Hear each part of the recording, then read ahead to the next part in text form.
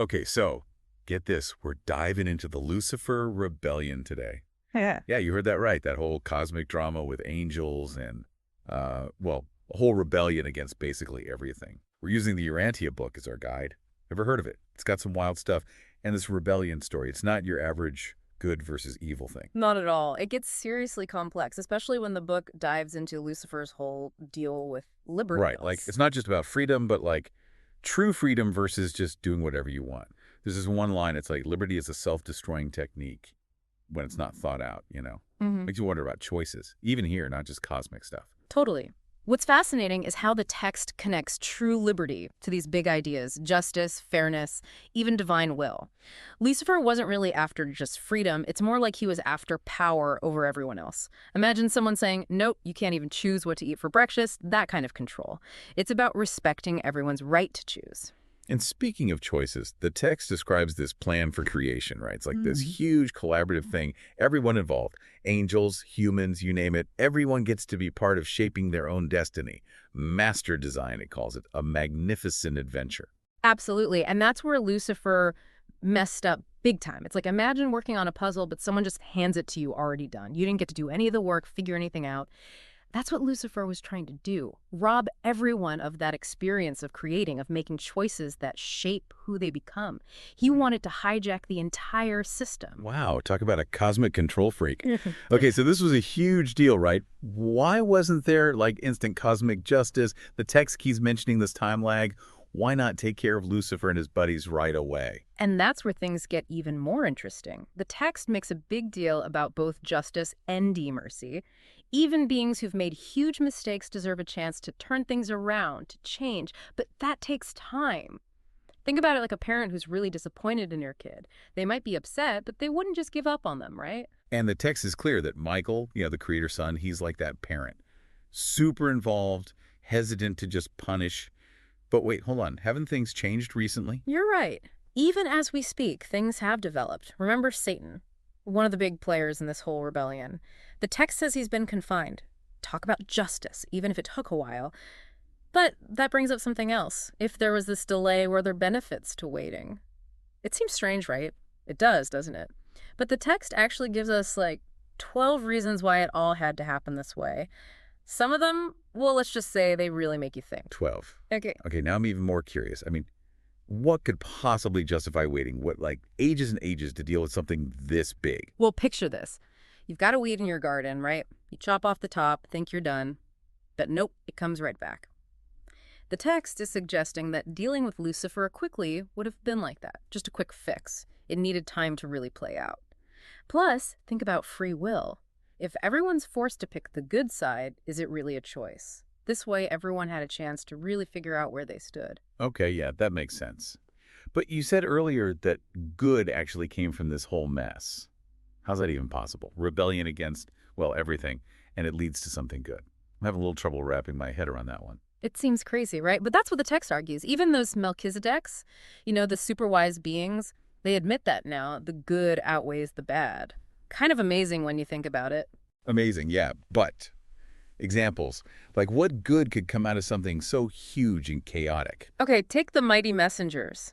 They got to be, well, mighty because of this whole rebellion. They had to, step up their game, learned a ton, probably grew in ways they wouldn't have otherwise. So you're saying even when things are at their worst, even with a cosmic rebellion going on, there's still a chance for growth, even opportunity. Exactly. It's like the universe has this incredible ability to bounce back, to adapt, even use adversity to become stronger.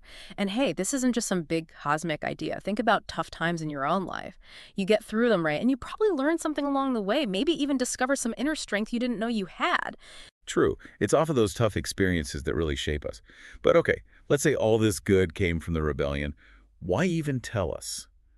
Wouldn't it be better to just leave it in the past? That's what I love about the Urantia book, though. It doesn't shy away from these big, difficult questions. It's honest about the suffering, yeah, but it also suggests that maybe, just maybe, how we see this whole thing, it might change as WE grow and learn. Hold on. You're saying there might be even more to this story, even more than what's in the book. It definitely hints at that. Don't forget, we're all on this journey of discovery, even celestial beings, right? Well, What seems like the whole picture now might just be one chapter in a much bigger story. whoa, that is a lot to process. It's like we're being encouraged to never stop asking questions, to keep digging, even when we think we've got it all figured out. Right. And here's the thing. We're not just watching this cosmic drama unfold. Remember how we were talking about co-creation? That goes for us too. We're not just along for the ride, we're helping to write the story. We are. That's a lot of responsibility. It is, and that brings us right back to true liberty. It's not about rebelling just because. It's about being part of something bigger, making choices that matter, that contribute to the good of everyone. It's about using our freedom to make a positive impact. It's like finding that balance point between, like, my choices matter and we're all in this together. Exactly. And that, my friend, is something we work on our whole lives. This has been, wow, just a lot to unpack. But before we move on, one big question is still buzzing around in my mind.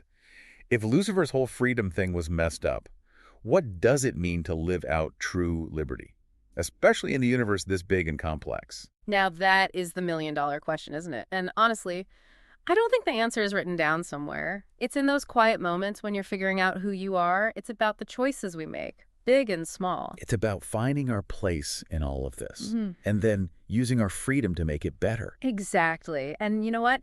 Maybe that's the biggest lesson we can take away from the Lucifer rebellion. Even in a universe shaped by these huge cosmic forces, our individual choices, they still matter. Like we've been putting together this giant puzzle, trying to make sense of freedom, justice, good, evil, all that. And the best part is, it is a puzzle.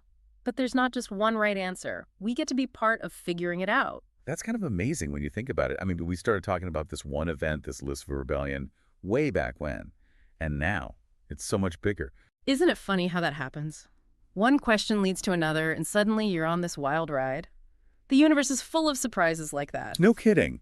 But here's the thing that blows my mind. We're talking about stuff that happened, forever ago. Cosmic scale. Yet it still feels so relevant, That's the power of these big cosmic stories, right? They're like reflections of our own lives. Think about those mighty messengers again. They went through the ringer during that rebellion, but they came out stronger, more confident. There's a lesson in there for us, don't you think? Big time. It's like the universe giving us a little pep talk. Hey, challenges happen, but they can make you stronger than you ever thought possible. So, to everyone listening, next time you hit a rough patch, remember those mighty messengers. What if, instead of a dead end, it's actually a chance to discover something new about yourself? What if those tough moments are really just opportunities to tap into your own strength, your own resilience? And hey, maybe by facing those challenges, you're actually contributing to something way bigger than yourself, something that sends ripples out into the universe. Now that is an inspiring thought, that even when things are hard, our choices can make a difference. Exactly. It's a much more hopeful way to see the world, don't you think? We're all connected. We all play a part. What we do, how we use our freedom, it matters. Well, that's a wrap, everyone. From the Lucifer Rebellion to the power of choice, this has been, well, let's just say, a deep dive indeed. The best kind of dive. And who knows what fascinating corners of the universe we'll explore next time.